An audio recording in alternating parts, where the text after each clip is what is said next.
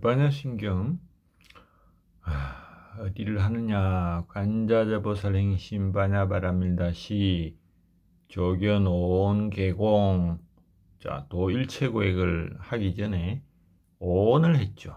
지금 이제 모든 것이 공이다, 이 부분을 해야 되겠는데, 이것도 거의 책 한 권이 될 분량이지만 우리는 과연 공의 위치 정도만 아는 걸로 이번 시간 하도록 하겠습니다. 자, 공 하는데, 공은 한자로 이렇게 씁니다. 자, 공에 대해서 약간의 개념을 잡기 위해서 우리 콘체가 한 말을 한번 봅시다. 공이라는 것이 수많은 의견들이 있고, 또 현대과학 발전에 따라서 과학적 개념과 유사하게 원용하는 견해도 많습니다. 이 공을 순수한 지적인 개념으로 간주하는 것은 실수다. 혹은 공이라는 것이 사물이나 물체로 파악해서 존재론적인 의미를 두려는 것도 실수다 하는 겁니다. 즉, 상대적 무, 어떤 것에 지금 이 장소에는 없다, 그 정도의 무, 혹은 절대적 무, 어디에도 없다, 이렇게 실체화될 수도 없습니다. 공은 어떤 것이 아니면서도 모든 것이 될 수 있는 완전히 쉽게 가늠되거나 순수하게 잠재적인 걸 의미하지도 않습니다. 자, 신도교, 네오타오이즘 혹은 현학의 사상이 들어간 중국의 불교, 삼현학 이런 말 들어봤죠? 장자 사상들, 도교의 그 새로운 경향, 이런 중국의 불교에서는 공이라는 게 모든 것이 발생할 수 있는 내재된 잠재력이 될 수 있어서 우주론적인 의미에서 모든 것이 공으로부터 나오고 그것으로 되돌아간다, 이렇게 중국식 불교에서는 공을 이렇게 보기 때문에 우리 한국에서도 이런 식으로 공을 설명하죠. 그러나 그런 격이불교적인 개념을 벗어나면, 격이불교라는 용어가 나왔는데, 이거는 아마 줄을 보면서 같이 이야기하면, 격이불교는 중국에 없는 사상을 받아들일 때 중국에 있는 유사한 기존의 사상으로 대체하면서 발생합니다. 특히 중국의 불교를 격이불교라 합니다. 그래서 공이 도교의 도와 비슷한 개념으로 받아들여 공의 가치를 도의 수준으로 올리는 결과가 되었다. 자, 그래서 중국식 그 격이불교의 내에서 우리가 공을 파악해서는 안 됩니다. 공은 전혀 그런 의미가 아니다. 또 공이란 말은 원자가 비어있다, 텅 빈 우주다, 진공, 이런 물리적 중요성을 가진 것도 아닙니다. 자, 순전히 구원론적인 용어다. 아마 이렇게 설명하는 분은 거의 없는 것 같아요. 자, 실제적인 용어로서 공은 이 세계를 완전히 부정하고 지혜를 사용하여 완전한 해방으로 이끄는 것을 의미한다. 공에 대한 명상은 우리를 묶고 있는 무명을 없애서 세상을 제거하는 데 도움을 주려는 것이다. 콘체의 부디스트 소트 인 인디아라는 책에 나온 건데, 상당히 지금 우리가 알고 있는 공의 어떤 기성 이념을 혁파하는 데 있어서 굉장히 중요한 말인 것 같아서 인용을 했습니다. 자, 콘체의 말에서도 분명하듯이 우리는 공이라는 용어를 너무 쉽게 사용하고 쉬운 만큼 틀리기 쉽다. 이 부분도 참, 예전에 그 러시아 학자가 장자에 대해서 쓴 책이, 장자가 아니고 주역에 대해서 쓴 책이 있는데, 그 서문에 보면 그런 말이 나옵니다. 주역은 어렵다. 왜 어렵나? 이걸 쉽게 쓰면 쉬우면 오염되기 쉽기 때문이다. 이런 말이 있습니다. 이거 콘체도 이런 식으로 말을 쓰네요.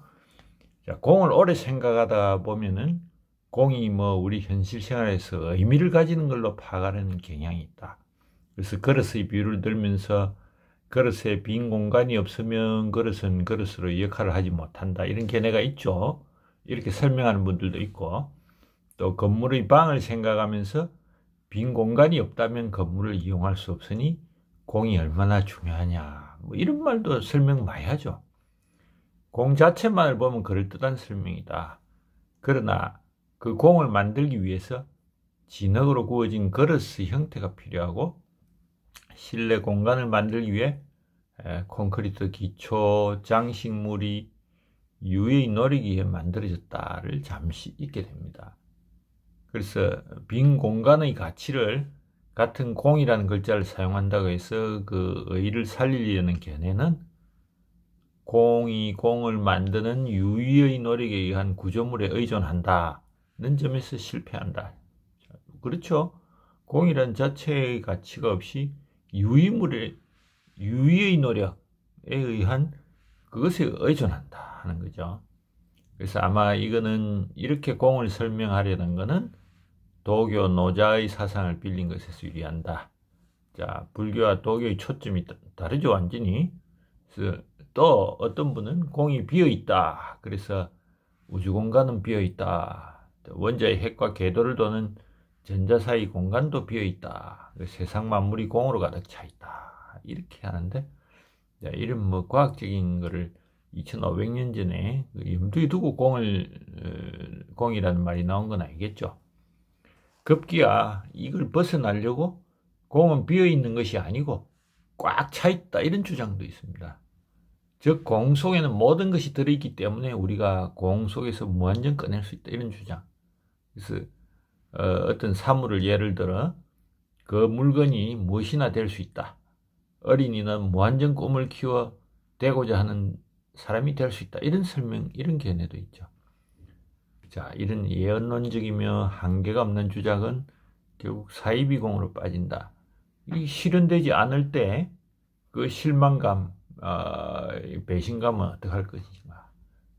자, 공이 구원론적인 의미라는 뭔가?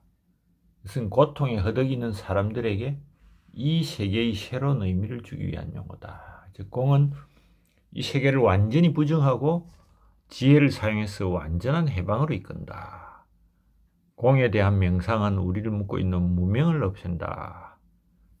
그런 기본 개념을 가지고 공에 대해서 한번 보도록 합니다. 자, 공의 언어적 의미, 뭐 한자로만 보는 공은 뭐 비어 있다. 그 외에 뭐 특별한 뜻이 있는 것은 아닙니다.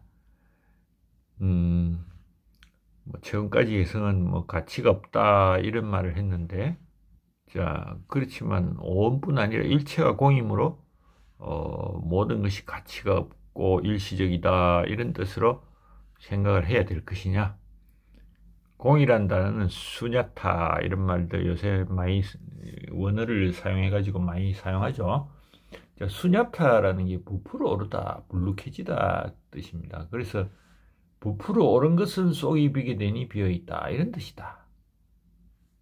파생된 의미들은 있는데 존재하지 않는다, non-existence, 비어있다, vacancy, emptiness, 덧없다, illusory nature, 뭐 nothingness 이런 의미들도 있습니다. 자, 이렇게 공을 이렇게 사용하는 경우에 세 가지로 분류를 해서 수자타, 이것은 어떤 것이라고 보이는 것이 실제로는 아무것도 아니다. 즉 외부에 많은 것이 있지만은 아무것도 없는 거다. 머리가 부풀어 오르면 그 속은 비어있다. 자, 그 다음에 영적인 용어다. 그래서 완전한 부정이다. 우리 주위의 세계를 모든 각도 넓이까지 복합적으로 해방시키는 것이다. 그 다음에 불교 용어로서 자아나 자성이 없다 이런 걸 말한답니다. 자, 모든 법은 비어있고 비어있기 때문에 자성이 발견되지 않는다. 그래서 그것을 가지거나 그것에 속할 것이 아무것도 없고, 그 자성이 없다는 이유로 법은 홀로 존재하지 못하고 서로 의지해 있고 스스로 성립하지 못하니까 비어있다 하는 겁니다. 그래서 우리가 자아가 없다고 하는 것은 무아론이고 상자부하고 설일체 유부에서 주장합니다. 그런데 대승불교는 나중에 나올 연기론까지 원용해 가지고 세계의 모든 것도 자성이 없다. 자, 법무와 나도 없고 세계도 없다. 아공법공을 주장하는데 이거는 저번에 한번 법무에 대해서 금강경에서 설명한 적이 있죠. 자, 한역에 의하면 온 계공, 온이 모두 비어있다 이렇게 번역이 되죠. 근데 산스크리트로 읽어보면은 온의 자성이 비어있다로 번역이 됩니다. 즉 중간에 스바바바가 들어가 있다. 이 자성이죠. 그래서 이 스바는 셀프 자하고 바바는 성질이다. 그래서 자성이죠. 그래서 온의 자성이 비어있다는 의미는 온에는 자성이 없다는 뜻입니다. 온이 비어있는 것이 아니고 온의 자성이 비어있다. 그래서 우리가 일반적으로 온이 공하다 할 때는 온의 부존재를 생각을 하지만은 온의 자성이 없다는 것은 그 뜻이 좀 다르죠. 그래서 해석하는 입장에 있어서 온이 없다는 것을 받아들인 것은 힘들다. 오히려 온은 색수상행시 인간을 구성하는 것을 분류한 것이기요. 그 유무를 거론하는 것이 이상한 거죠. 그 없다는 말인 공을 단순히 없다가 아니고 없다의 의미가 무엇인가, 없다의 의미가 무엇인가, 자성은 없다로 보기도 하고 또 온에 의한 구성 대상인 사물에 대해서 만물이 없다 이런 주장을 해왔는데 물론 비어 있다는 것과 없다는 것이 같게 볼 수도 있지만 다른 의미는 다른 용어죠. 그래서 중국에 불교가 유입된 초창기에 그 격이불교를 사용한 이유가 중국에는 없는 개념이다. 왜 근데 비어 있다는 게 중국에 없는 개념일까? 공을 물어보게 됐는데 하여튼 그런 예가 많습니다. 중국식 불교에는. 우리도 중국식 불교를 많이 따왔기 때문에 한자로 표현된 거. 그래서 하여튼 여기 요지는 물은 없다 하는 것이고 공이란 있다 없다의 문제가 아니고 비어있다는 뜻이다. 그래서 있는 것도 아니고 없는 것도 아니라는 비유 비무를 말한다. 그래서 온이 없다는 뜻을 온개공이라 하지 않고 온개공이라고 온개무라 하지 않은 이유가 그것이다. 자성이 비어있기 때문에 공과 물을 같은 의미로 사용할 수는 있지만 자성이 없다. 자성이라는 말이 들어갔다면 자성이란 말이 안 들어갔기 때문에 공을 사용했다. 정확한 뜻을 가지고 사유를 하자. 그래서 결론적으로 이 색적 시공의 색의 문제도 있지만 공의 문제도 있다 하는 겁니다. 자, 이런 역사를 볼 때 대승반야심경은 사실 대승불교가 상자부 불교를 비판하는 관점으로 만들어졌을 가능성이 많고, 자, 설체유부의 삼세 찰나론, 자, 과거 현재 미래에 존재한다 이런 걸 반박하기 위한 것이기 때문에 공을 없다는 의미로 사용된 걸로 볼 수도 있죠. 그래서 색적 시공, 물질 혹은 몸은 없다 이렇게 볼 수도 있다. 다만 여기 지금 산스크리트에 자의 본질이 없다 행거로 미루 볼 때 물질 혹은 몸은 자성이 없다 하는 뜻이다 하는 겁니다. 자, 이 시사하는 바가 크고 공을 구원론적인 의미로 사용하자 하는 게 나중에 보다 보면 좋겠죠. 좋을 거로 봅니다. 자, 그래서 그러면 도대체 그 자성이라는 게 뭔가? 관자재 보살이 특별히 온의 자성이 없다는 걸 깨달았다. 자, 우리 보통 사람은 온의 자성이 있는 것으로 생각하며 행동해 왔다는 말이 되겠죠. 자, 온의 자성이 있다면은 그 온이 그 본질을 보유하는 것이다. 그래서 색수상 행식이 모두 가치 있는 성분이고 우리의 몸과 정신작용이 하나의 실체를 형성한다 이런 뜻이 되겠죠. 그래서 경전에서 중생이 느끼는 고통과 삶의 무게가 실체가 있는 것이니 그 조건을 변경하지 않는 이상 세상의 고통으로부터 벗어날 방법은 없습니다. 그래서 온의 자성이 비어있지 않고 존재하고 있다는 것은 도저히 해결될 수 없는 문제다 하는 겁니다. 자, 우리가 외계의 사물 대상을 인식하는 걸 예로 들어 보면은 우리 자신은 탐진치의 영향을 받고 있고 그 대상은 실체를 흐리는 외관의 구름으로 덮여 있죠. 그래서 진정한 본성을 파악할 수 없다. 그래서 대상을 사실 그대로 보는 개념은 사실 보이는 사물, 보는 사람의 관계에 대한 거죠. 불교의 어려움은 여기서 보이는 대상 혹은 사물이라는 말 대신에 그거를 구성하는 다르마라는 용어를 사용한다. 그냥 대상이라는 말보다도 다르마, 법이라는 용어를 사용한다. 다르마가 사물로 대표되는 세상, 세계를 의미하기 때문에 자주 불교를 모르는 분은 오해를 한다. 즉 사물과 주체의 관계가 아니고, 즉 주체가 있다면은 이 사물을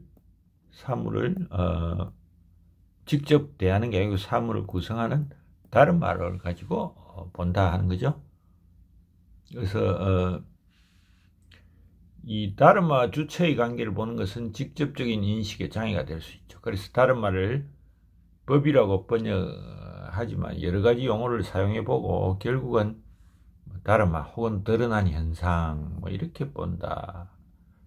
그렇게 보는 게 더 좋을 것 같기도 합니다. 자, 다른마라는 뜻은 뭐 다른 의미가 있는데 대문자로 쓸 경우에는 붓다의 가르침을 말합니다. 그리고 소문자로 쓰인 것이 바로 여기 지금 말하는 인간 경험의 현상이나 구성 요소를 말합니다. 근데 이게 전체 물질 세계와 정신 세계의 구성 부분을 분류하는 것으로 확장되었습니다. 그리고 학파에 따라서 다르마가 몇 개나 되는지 뭐 숫자도 제시하고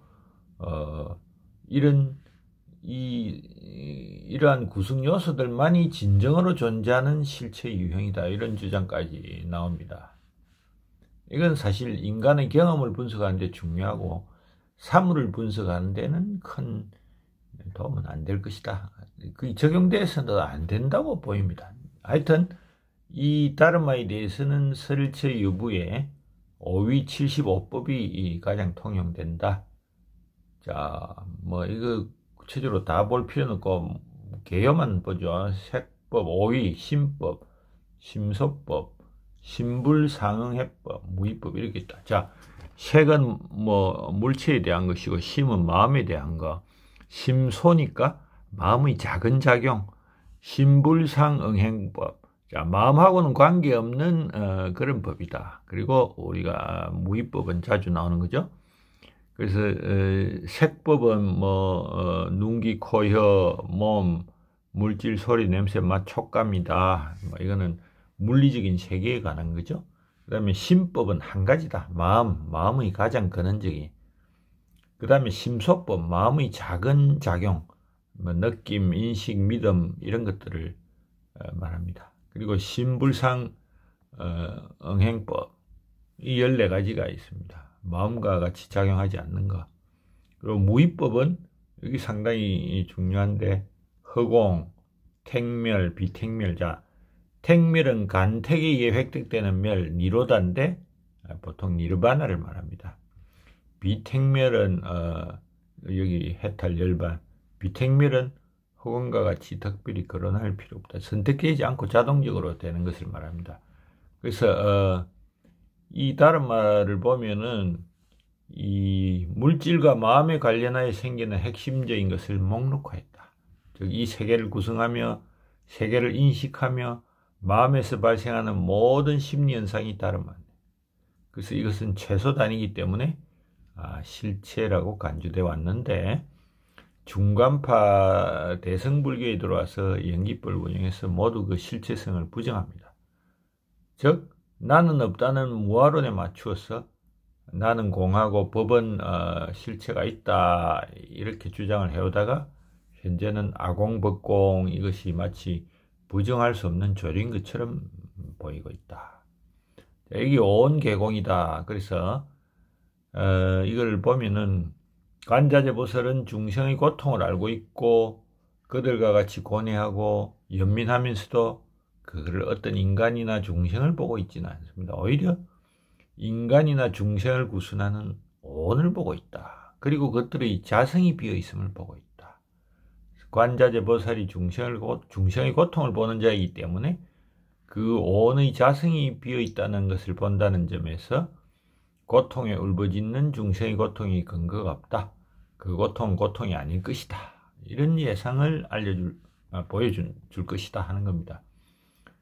그래서 관자재보살이 온을 볼 때 단순히 다르마가 계속적으로 나타나거나 사라진다. 영원하지 않은 무상한 점을 보는 것입니다. 즉 지혜를 향한 두 번째 단계는 다른 말을 직시해야 된다. 보통 명상에 대한 초기 경전을 보면은 수행자들로 하여금 신수심법을 닦아라 하고 있습니다. 즉 몸, 느낌, 마음, 법. 자, 법은 뭐 설체 유부에서 실제를 이루는 실체로 본다고 그랬죠. 그래서 이 네 가지가 정치하게 변형된 것이 오온이다. 그래서 신은 몸이니까 세곤, 수는 그대로 오온의 수온, 심은 온의 상행, 식을 합친 거죠. 법은 여러 온들 속에 포괄된다는 겁니다. 이 초기 경전에서는 항상 신수심법을 닦도록 되어 있고, 그게 온으로 바뀌었다. 그래서 불교에서 여기 온이나 신수심법에 초점을 맞추는 이유는 그것들이 영적인 탐구에 필요한 것을 제공하기 때문이다. 우리 자신이라고 알고 있는 것과 같지 않고 우리가 경험하는 세계와도 같지 않습니다. 이러한 것은 외계의 사물을 인식하여 외계의 대상에 함몰되는 경향을 없애기 위한 것이다. 그래서 외계와 자신의 경계점에 집중하여, 무슨 말이냐? 자, 외계라고 있다면은, 이거 자신이 있다면은, 아까 이 외계 사물 자체가 아니고 이걸 구성하는 다르마, 또 자기 자신의 느낌, 인식, 이런 것들, 이렇게 하면은 자기 자신과 외계의 사물을 약간 객관화할 수 있죠. 그래서 이런 걸 모두 공이라고 보았다 하는 겁니다. 자, 이렇게 보면은 이 온으로 구성되는 중생인 유정물은 공이냐 아니면 어떤 나라는 것이 존재하느냐 하는 게 이제 무아론인데, 무아론은 또 이게 시간이 너무 많이 갈 것 같아서 따로 하도록 하겠습니다.